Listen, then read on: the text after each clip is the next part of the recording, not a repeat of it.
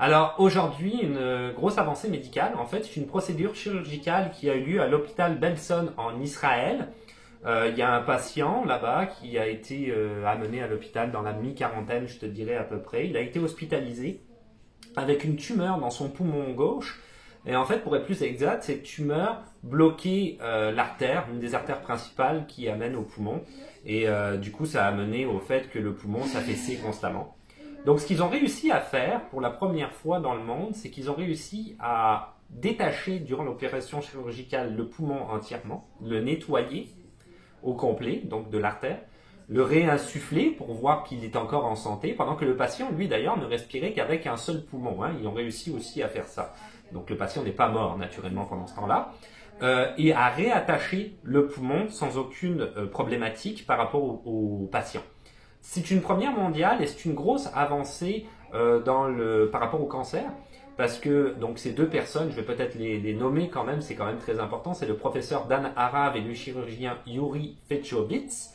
Et c'est une grande percée dans le milieu du cancer parce que grâce à ça, tu vas pouvoir ne plus avoir, si ça continue, dans d'autres traitements, d'autres types de cancers au niveau d'autres organes, plus de chimiothérapie, plus d'attente de transplantation, plus de risque de rejet. Attente d'une transplantation, il faut te dire que pendant ce temps-là, le patient, il attend sous chimio, sous médicaments, des fois ça peut durer jusqu'à une année ou même plus, et sa santé se détériore, ça c'est clair. Donc quand même, c'est ça, c'est à noter.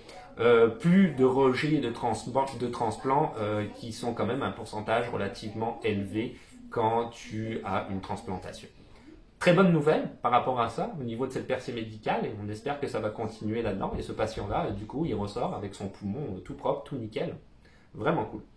Le savais-tu que si tu manges trop de carottes, tu peux devenir orange? On appelle ça. Ça, je l'avais vu, je l'ai découvert en fait en regardant un épisode de Doctor House que ma conjointe, ma mère, n'importe quoi.